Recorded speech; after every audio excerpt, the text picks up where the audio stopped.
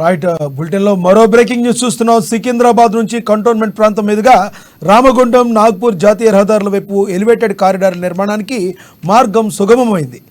సైనిక స్థావరాల మీదుగా వెళ్లాల్సిన పైవంతెనల నిర్మాణానికి రక్షణ శాఖ అంగీకరించినట్టు ముఖ్యమంత్రి కార్యాలయం ఓ ప్రకటనలో తెలియజేసింది.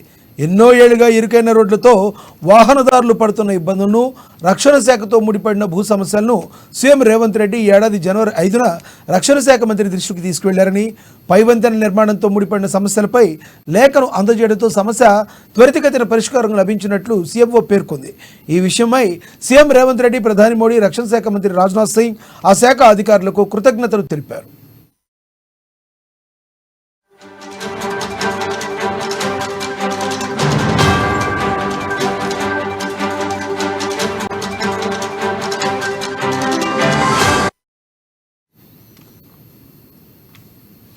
ఎలివేటర్ కారిడార్ నిర్మాణానికి కేంద్ర రక్షణ శాఖ అనుమతి ఇవ్వడంపై మంత్రి పొన్నం ప్రభాకర్ శుక్రవారం ఓ ప్రకటనలో హర్షం వ్యక్తం చేశారు. రక్షణ శాఖ ప్రాంతంలో ఎలివేటెడ్ కారిడార్ లేకపోవడంతో ట్రాఫిక్ పరంగా ఇబ్బందులు ఉన్నాయంటూ తాను సీఎం రేవంత్ రెడ్డికి డిసెంబర్ 15న లేఖ రాసినట్టు తెలిపారు.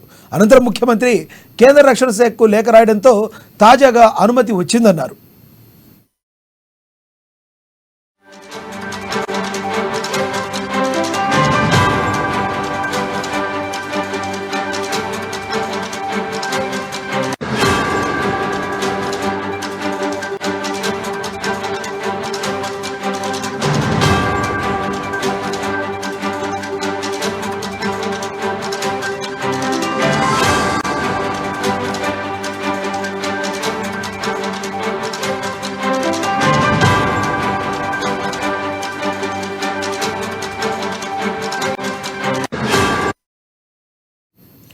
బ్రేకింగ్ న్యూస్ చూస్తున్నాం. సికింద్రాబాద్ నుంచి కంటోన్మెంట్ ప్రాంతం మీదుగా రామగుండం నాగ్పూర్ జాతీయ రహదారుల వైపు ఎలివేటెడ్ కారిడార్ నిర్మాణానికి మార్గం సుగమమైంది.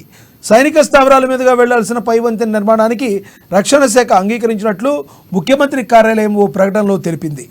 ఎన్నో ఏళ్లుగా ఇరుకైన రోడ్లతో వాహనదారులు పడుతున్న ఇబ్బందులను, రక్షణ శాఖతో ముడిపడిన భూ సమస్యలను సీఎం రేవంత్ రెడ్డి ఏడాది జనవరి 5న రక్షణ శాఖ మంత్రి దృష్టికి తీసుకెళ్లారని, పైవంతెన నిర్మాణంతో ముడిపడిన సమస్యలపై లేఖను అందజేయడంతో సమస్యకు త్వరితగతిన పరిష్కారం లభించినట్టు సీఎంఓ పేర్కొంది. ఈ విషయమై సీఎం రేవంత్ రెడ్డి, ప్రధాని మోడీ, రక్షణ శాఖ మంత్రి రాజ్నాథ్ సింగ్ ఆ శాఖ అధికారులకు కృతజ్ఞతలు తెలిపారు. ఎలివేటెడ్ కారిడార్ నిర్మాణానికి కేంద్ర రక్షణ శాఖ అనుమతి ఇవ్వడంపై మంత్రి పొన్నం ప్రభాకర్ శుక్రవారం ఓ ప్రకటనలో హర్షం వ్యక్తం చేశారు. రక్షణ శాఖ ప్రాంతంలో ఎలివేటెడ్ కారిడార్ లేకపోవడంతో ట్రాఫిక్ పరంగా ఇబ్బందులున్నాయంటూ తాను సీఎం రేవంత్ రెడ్డికి డిసెంబర్ 15న లేఖ రాసినట్లు తెలిపారు.